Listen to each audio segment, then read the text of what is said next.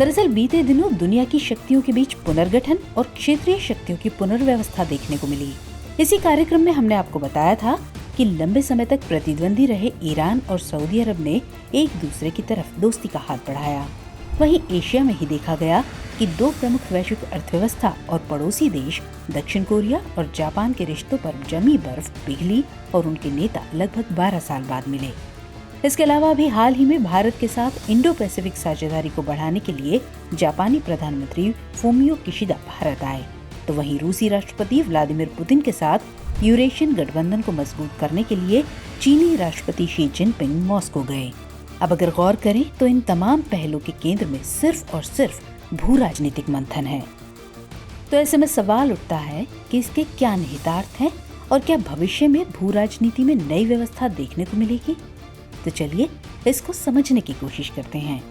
तो Saudi Iran समझौते को व्यापक रूप से बीजिंग के लिए कूटनीतिक जीत और वॉशिंगटन के लिए एक झटके के रूप में देखा गया, तो वहीं जापान और दक्षिण कोरिया के बीच लंबी राजनीतिक उठापटक के खत्म होने को अमेरिका के लिए एक बड़ी कूटनीतिक जीत और चीन के लिए हार के तौर पर देखा जा रहा है।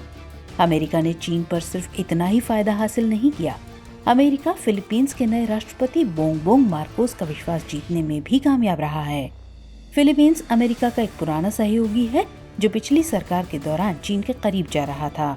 इसके अलावा यहाँ एक और दिलचस्प बात ये हुई कि जर्मनी और जापान के बीच पिछले हफ्ते समझौता हुआ ताकि रूस पर अपनी नीतियों के लिए वो समन्वय बैठा सके और चीन केंद्रित आपूर्ति श्रृंखलाओं पर अपनी निर्भरता कम कर सके।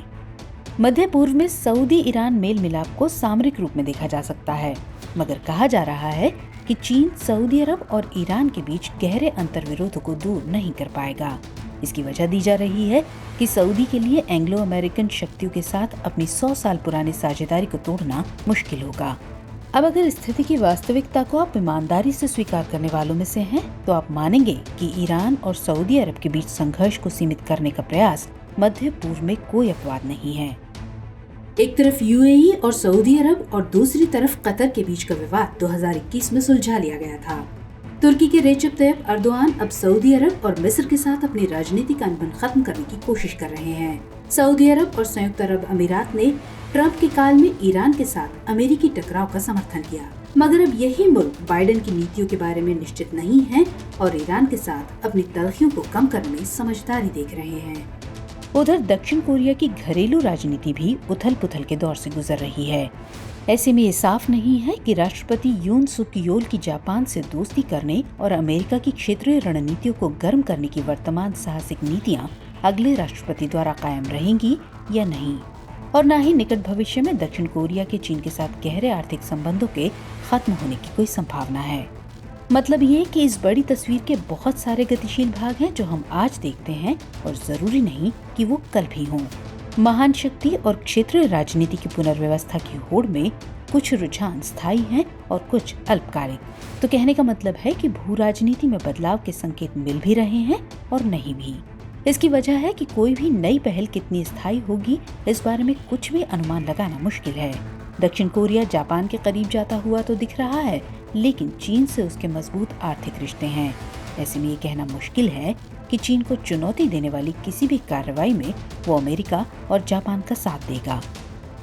अब अगर बात भारत के संदर्भ में करें तो इसके पूर्व और पश्चिम में क्षेत्रीय गतिशीलता के स्थानांतरण को भारतीय कूटनीति की जरूरत है जो चुस्त दुरुस्त हो और उसकी कोई निश्चित सीमा नहीं हो। हालांकि हम ऐसा इसलिए कह रहे हैं क्योंकि हाल के दिनों में रूस और चीन के बीच साझेदारी में बहुत नजदीकी देखने को मिली है। अपना तीसरा कार्यकाल संभालने के बाद शी जिनपिंग ने पहली बार जो किसी देश का दौरा किया तो वो रूस ही है। इस मुलाकात को एशिया में बड़ी भू राजनीतिक परिवर्तन के तौर पर देखा गया। इतना ही नहीं, वैश्विक राजनीति में चीन की बढ़ती भूमिका और यूक्रेन संकट में रूस के कमजोर पड़ते तेवर के चलते रूस को चीन का जूनियर पार्टनर भी कहा जाने लगा है। यूक्रेन शांति पर चीन की स्थिति से अलग जिनपिंग पर पुतिन की बढ़ती निर्भरता भारत की बड़ी चिंता है। भारत के नजरिए से इसे देखने के कम से कम दो दृष्टिकोण हैं। पहला ये कि कमजोर होता रूस अनिवार्य रूप से चीन के लिए एक जूनियर पार्टनर बन जाएगा।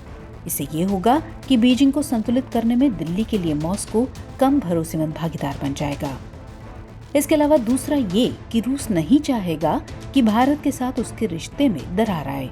रूस हमेशा एक स्वतंत्र शक्ति रहेगा और भारत चीन के बढ़ते विरोधाभासों और रूस चीन के बीच गहरे होते रणनीतिक संबंधों के बावजूद वो बीजिंग और दिल्ली के साथ संबंधों को अलग अलग ट्रैक पर रखेगा। मतलब ये कि रूस दोनों के साथ संतुलन बिठाकर अपने रिश्तों को कायम रखेगा। हालांकि भारत से उम्मीद की जा रही है कि वो महान शक्ति संबंधों में अशांति को दूर कर सकता है और मौजूदा वक्त में भारत G20 और शंघाई शिखर सम्मेलन का अध्यक्ष है, तो इसका मतलब है कि दुनिया की बड़ी शक्तियां इस साल भारत का रुख करेंगी। यानी भारत जल्द ही बड़े नेताओं की मेजबानी करने वाला है। तो वहीं दूसरी तरफ प्रधानमंत्री मोदी G7 बैठक में भाग लेने के लिए टोक्यो और क्वाड शिखर सम्मेलन में भाग लेने के लिए कैनबरा की यात्रा करेंगे। तो बहरहाल आने वाले कुछ महीनों में भू राजनीति के क्या समीकरण बनेंगे और इसमें भारत के लिए क्या अवसर होंगे, ये सब देखना दिलचस्प होगा। तो अब आज की चर्चा को विराम देते हुए देख लेते हैं आज का सवाल। बड़ी शक्तियों के पुनर्गठन की राह में क्या चुनौतियां हैं, परीक्षण कीजिए।